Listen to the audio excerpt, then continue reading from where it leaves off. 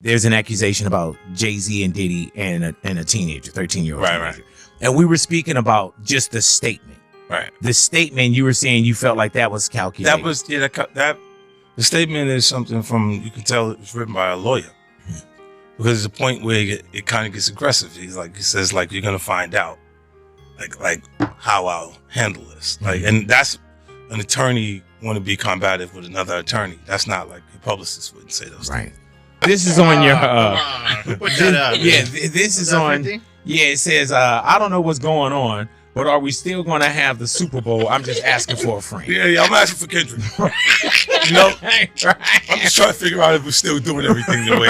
Because look, they will fall back. But the NFL, they won't necessarily be associated to that. Right. Why do you not insert yourself, but you're on top of every topic, right? Yeah. I'm just watching. I'm participating. I'm being part of culture. I'm just telling you my opinion. Right. Look, this Because is you're part of the culture. Like I can't say anything now. I'm out of it. I'm like I'm going to Dre's studio and just sit with Dre. Right. And then maybe I stay out of trouble. Nah. 50 Cent has always been known for his boldness, especially when it comes to his rivalry with Jay-Z. Over the years, the two have had their share of conflicts, but recent events have taken their feud to a whole new level. The latest twist in this ongoing rivalry came when 50 Cent took a swipe at Jay-Z once again, this time in response to the serious allegations surrounding him that have been making headlines. They are reserved for someone else. They're not supposed to be sitting. That's brutal. That's so brutal. Man. Hey, man, Fat Joe in the World Series. We just recently had Fat Joe in. Yeah. And Fat Joe came in, man. And first off, he said, man, I'm wearing my ass kisser outfit. He came in like a purple hoodie. Some Laker gear. With some, but and Joe's my guy. And at one point, you and Joe wasn't seeing eye to eye. Yeah. And he explained that too about, Chris Lighty. And you know what I'm saying? Like, you just see things that in due time, grown men came together. And y'all really, like, even Buster. Yeah. Like, and Bust went out with Final Lap. Yeah. But it was that one time where you and Fat Joe, like, y'all weren't cool. Yeah. And look, Joe's the kind of guy that you want to be friends with. He's loyal to a default. Right. Right. And at points, like if that person's not, if you don't have the connection with them, you're going to just not like it. Because you're going to be like, what's wrong with them? Right. Like you don't have an issue, but it seems like you're uncomfortable. Yeah. Association. If a person's uncomfortable with your success, then they shouldn't mean anything to you. Yeah. Right. And at that point, that's what I was getting off of him and that vibe. Big. So I'm just like, nah. And I didn't not invite. I didn't invite these situations, but I didn't run away. Yes. Yeah. So I would look and go, oh, so you want a problem? Is that what you want? Hey, man. I was already in mode for that. Like the vehicles is bulletproof and bomb-proof and everything. And I'm like, well, I'm already geared up for the whole thing. So it's like, I'm like, oh, you thought you was like different. How can that happen with Buster, Fat Joe? Is the gyro, is it deeper? This wasn't the first time 50 Cent had taken a shot at Jay-Z, especially with the recent allegations surrounding the Roc Nation Muggle. However, this time his remarks were much more direct, addressing the serious accusations that had recently surfaced about Jay-Z. Social media was already buzzing about the allegations, with many wondering how Jay-Z would respond given his high-profile status and the impact it could have on his family's public image. This is the op page. Right. He was just winning consistently more than everybody else in the culture. And then these people start to turn into people that feel like they're ops all over the page, big. Because they keep watching them win. And then you go, I want this thing forever, man. Right. I'm not sure you can have it forever. Right. Not forever. Do you ever get not scared or something like that, but do you ever feel like man, like I'm doing so well? Do you ever feel like the high horse you could be knocked off the high horse? You have to know when to pivot. Right. Right. Like J. Cole? I don't think J. Cole got knocked off. I think he got off the horse. Yeah. And that's the one thing I wanted to speak to as well, man. At one point, Fifth, you didn't agree somewhat, and paraphrasing, or hopefully I'm not rewriting your history, but you didn't agree with how J. Cole got himself out of the Drake and Kendrick thing. Can you understand? Because he's one of the top guys. That's like the competitive energy of it, you want to see them compete a little bit.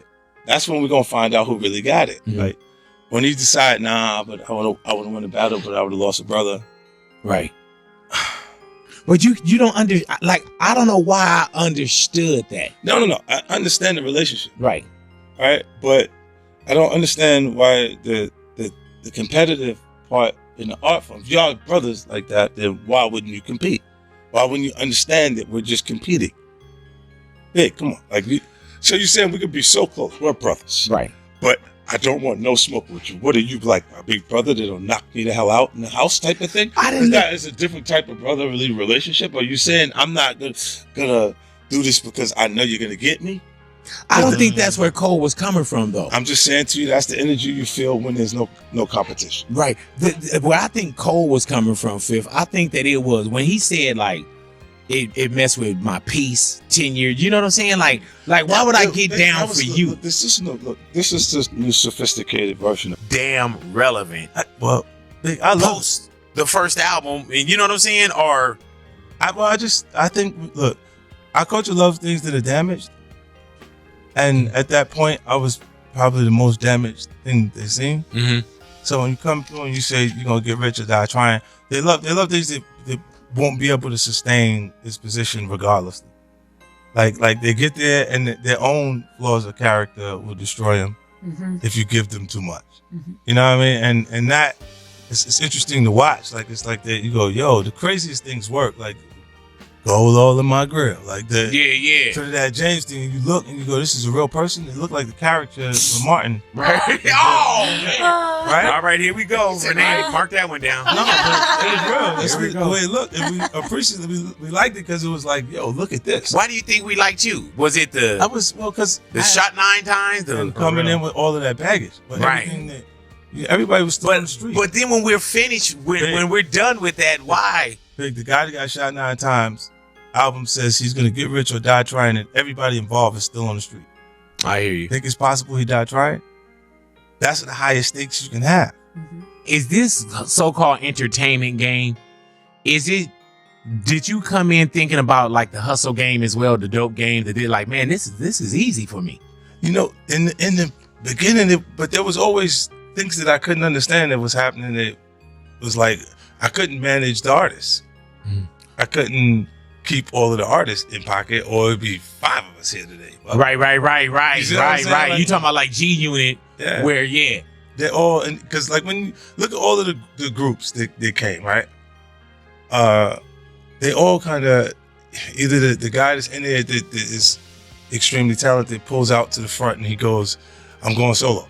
And he like leaves the other guys, like, or there's the scenarios where, because it started like that big. The beauty of how G Unit worked is my solo album took off so big that I just brought them with me. So it was clear that it was me creating the opportunity for everybody else in the crew. Right. But we was all together. I wish it would have been Yayo, Why? because then I could have did all of the business. Does that, when you say do all of the business and If he would have been 50 Cent big, right, then I would have been running the whole thing. The controversy began when Jay-Z was named in a lawsuit that accuses him of being involved in a horrific crime at an MTV Video Music Awards after-party in 2000. The lawsuit alleges that Jay-Z, along with Diddy, raped a 13-year-old girl. These serious accusations were revealed in an amended lawsuit which has since shocked the entertainment industry. Jay-Z, however, strongly denies the claims, insisting that he is being targeted in an extortion and blackmail scheme. Then it would still be 2 of us. It would still be, gotcha. he'd still be 50 Cent as the artist and out there, and I'd be probably the largest asset to us. How is the relationship with members of G Unit? They're good. Like I just look, I think that they create their own path, and you know, everybody does in life. Like they just, it's different things. Like certain things I don't believe in big based on. I think the things you go through make you who you are. And in my journey, like there's certain things that I'm not really, I don't even let it into my system like that. Like I think depression is a luxury. Wow. Because where I'm from, you can't afford to be depressed. You got to pay the bill, right? Right. So you gotta go to work. You gotta get up. You gotta go do what you gotta do. You got people right now that's at work don't feel like being there, but they got responsibilities, so they feel uncomfortable while they're working, while they're doing what they gotta do. Like when these guys get in a slump and they just decide that they're not gonna do anything, I'm like, where they do that at? Right. Even when you're on the street, you got a pack. You just decide not to come outside. Yeah. They're gonna beat you up. You're gonna beat the death. Wait till you come out. They're gonna beat the. Yeah. When are you in Ja Rule? Now look, see, for me, Big, it's me performing music that takes people back to a different time. Right. You can't change it up. Right. This is what it was recorded. This is say what it you like want to hear. this. Yeah, and I'm gonna do exact line for line the way it was, because music marks time.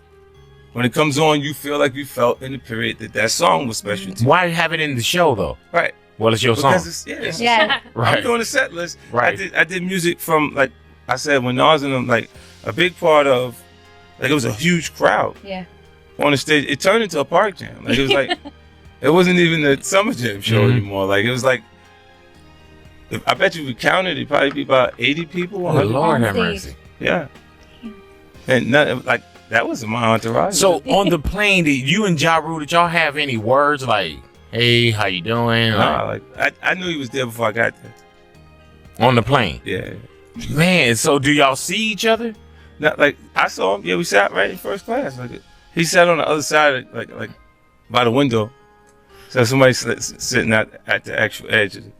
See, and then I sat down and I kept getting up. In response to these shocking allegations, Jay-Z's legal team issued a statement strongly denying any involvement in the alleged crime. They accused the victim's lawyer, Tony Busby, of trying to blackmail him. Jay-Z went further, stating that the situation had the opposite effect of what the alleged blackmailers had intended. Instead of feeling pressured to settle, Jay-Z said it only made him more determined to publicly expose the truth. I will not give you one red pen, he boldly declared in his statement. Jay-Z and them was putting it together. So I think they still harbor some energy towards me. You think you were purposely left out of the ad? No. Oh, okay. I don't think. I think that they were saying the NFL had some issues with me that I don't know what those issues are. Like what is the issue? You see what I'm saying? Like, and I with M, because like with Nori he had communication. He said, yeah, I talked to the big homie. He said, so Jay, he was telling me, you know, the white boy wouldn't do the truth without 50. Right? And I'm like, that's when I start saying crazy stuff, because I look and I go, oh, that's your big homie, right? And so he imaged himself after a gay painter. The big homie want to look like a gay painter. What are we talking about here? We're talking about Basquiat. He wants to look like a gay painter. Oh my God, I think I know where we're going with So this. now look, what I'm saying to you is, look, when you start looking at, that's not mine, that's theirs, they Harper, right? But when you look at, M is looking at the entire legacy. This morning, rap mogul Jay-Z is denying allegations he sexually assaulted a 13-year-old girl alongside rapper Sean Diddy Combs. That civil lawsuit filed against Combs in October was amended Sunday to include Jay-Z. The accuser, identified only as Jane Doe, says she was sexually assaulted by both men at a Video Music Awards after party in 2000. In a blistering statement, Jay-Z accuses Jane Doe's attorney of trying to blackmail him. He said further, quote, these allegations are so heinous in nature that I implore you to file a criminal complaint, not a civil one. Whomever would commit such a crime against a minor should be locked away. Would you not agree? He added, my only heartbreak is for my family. My wife and I will have to sit our children down, one of whom is at the age where her friends will see the press and ask questions about the nature of these claims and explain the cruelty and greed of people. Joining us now, Joey Jackson, CNN legal analyst and criminal defense attorney and former prosecutor. There's a lot to unpack here. Joey, I want to start with just the statement from Jay-Z, which is so forceful in its denial. I just read a teeny part of it. It's long. where he says that they should file a criminal complaint. Is that even possible at this point? So based on the allegations, Jessica, good morning, good to see you. I think that it certainly could be. Why do I say that? Now, he, of course, is more than annoyed, would be an understatement. Yeah. He has a family and he has a lot to protect, including his brand. But to the extent that he's saying, hey, come after me criminally, that could be likely. Why do I say that?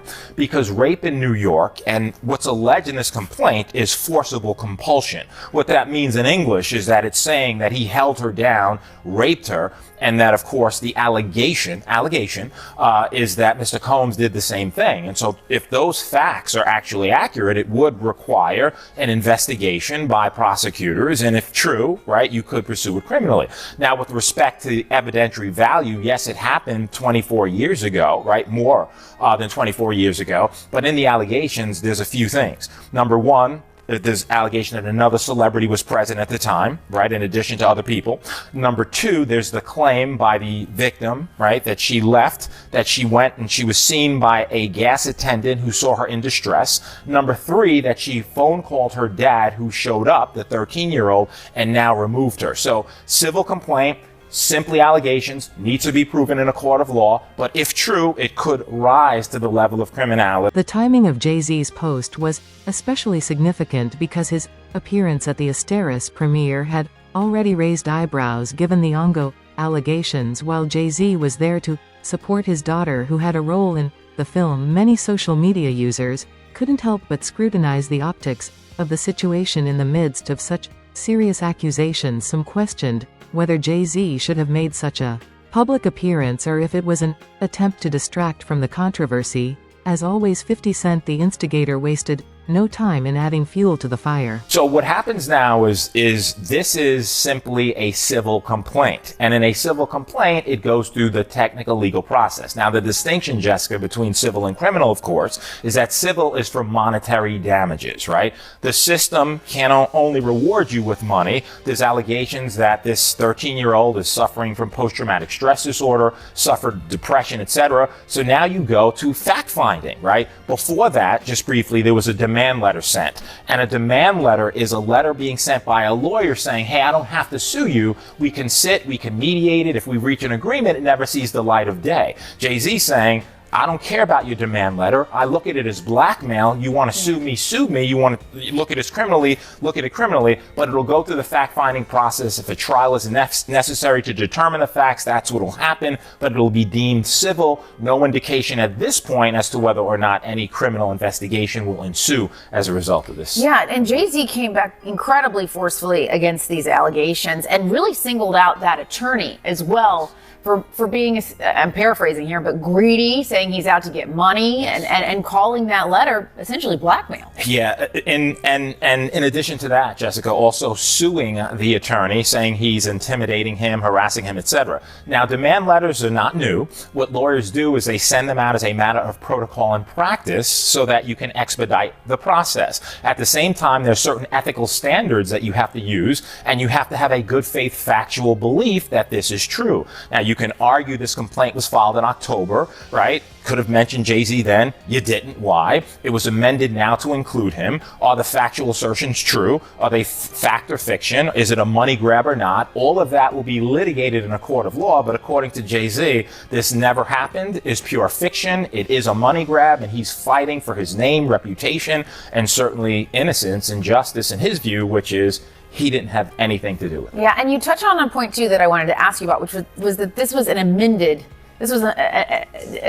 to this already existing lawsuit.